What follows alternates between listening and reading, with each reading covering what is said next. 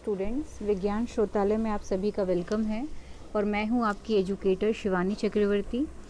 जैसा कि last class हमने पार्ट 11 देखा था, लाइफ प्रोसेसेस, जीवन की प्रक्रियाएं चैप्टर से, जो कि क्लास 10th का एक इम्पॉर्टेंट चैप्टर है बायो का। इसमें हमने लास्ट टाइम उत्सर्जी तंत्र यानी ह्यूमन एक्सक्रिएटरी सिस्टम, मानव उत्सर्जी तंत्र पे बात किया हुआ था। और जैसा कि मैंने लास्ट क्लास में ही बता दिया था कि आज की हमारी क्लास जो होगी वो नेफ्रॉन टॉपिक पे होगी। तो चलिए ज़्यादा टाइम न लेते हुए हम अपने टॉपिक को आगे बढ़ाते हैं।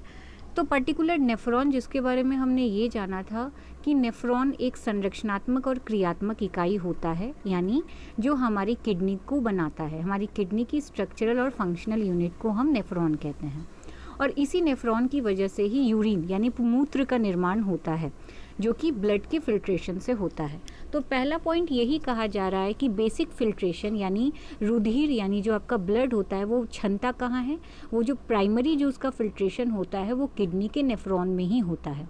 और नेफ्रॉन किडनी का स्ट्रक्चरल और फंक्शनल यूनिट होता है, संरचनात्मक और क्रियात्मक इकाई भी होता है। ये 1 नंबर में हमेशा नेफ्रॉन के बारे में आप देखोगे एग्जाम्स में पूछे जाते हैं क्वेश्चन इससे। हर एक नेफ्रॉन जो होते हैं वो 2 पार्ट्स में बटे हुए होते हैं। एक आपका होता है पहला पार्ट, जिसे हम कहते हैं ग्लोमेरुलस, और दूसरा पार्ट जो होता है उसे हम कहते हैं रीनल टिब्यूल्स। इन दोनों पार्ट से मिलके जो है नेफ्रॉन बना हुआ होता है। ठीक है, ये डायग्राम है नेफ्रॉन का। इस डायग्राम को हम बाद में बात करेंगे, हम पहले सबके बारे में पढ़ लेते हैं। पर्टिकुलर ग्लोमेरुलर जो होता है वो बहुत सारे पतले पतले केशिकाओं यानी कैपिलरीज की गुच्छे होती हैं, बंचेस होती हैं। और ब्लड जब किडनी में एंट्री करता है तो इन्हीं एफरेंट और इफरेंट एट्रियोल में ब्लड क्या होता है, फिल्टर होता है। वहाँ से ग्लोमेरुलाई उसको एफरेंट से एंट्री करता है और इफरेंट से वो लीव करता है। ठीक है, एफरेंट लेने वाला होता है, इफरेंट देने वाला ब्लड होता है। तो यहाँ से ये सारी चीज़ें आगे बढ़ती हैं, टिब्यूल्स की तरफ आगे बढ़ती हैं, यानी ग्लोमेरुलर्स जो होती हैं वहाँ पे ही एफरेंट इफरेंट एट्रियोल्स होती हैं, जहाँ पे ब्लड एंटर होता है, फिल्टर होता है।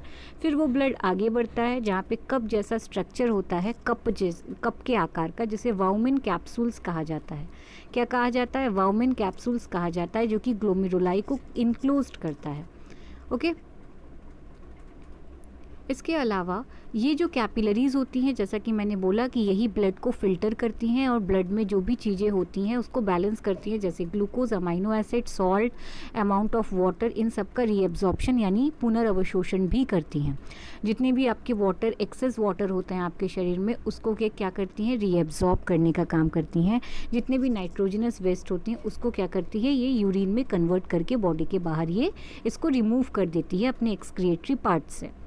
इसके अलावा नेक्स्ट पॉइंट में आपको यही बता रहा है कि जो यूरिन होता है वो वहाँ किडनी वाले पोर्शन से, ग्लोमेरुलाई और वोमेन कैप्सूल से जब ये पास होकर टिब्यूल से होते हुए आगे बढ़ता है तो दूसरा पार्ट आपका क्या होता है किडनी का, यूरिनरी सिस्टम का यूरेटर्स। वहाँ से यूरिन जो होता है पास होता है और वहाँ से यूरिन जो होता है यूरिनरी ब्लैडर में जाके इकट्ठा होता है। देन वहाँ से यूरेथ्रा से होते हुए बॉडी के बाहर ये रिमूव हो जाता है।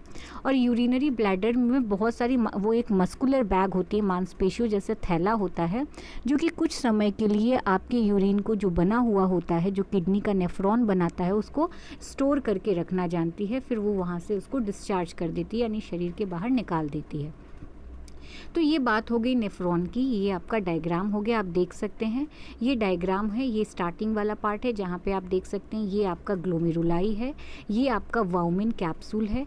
ये दोनों मिला के हमारे नेफ्रॉन का पहला पार्ट होता है। उसके बाद ये सारी टिब्यूल्स है जहाँ से आपकी जो है ब्लड फिल्टर होने के बाद वो यूरिन जो बनता है वो पास होता है, और पास होने के बाद ये सारे पार्ट से होते हुए ये आपका आगे यूरिनरी ब्लैडर, ब्लैडर से यूरेथ्रा से बॉडी के बाहर पास आउट हो जाता है। तो ये डायग्राम भी आपके एग्ज़ाम्स के लिए बहुत इंपॉर्टेंट रखता है, क्योंकि कभी कभी आपका डायग्राम भी पूछा जाता है।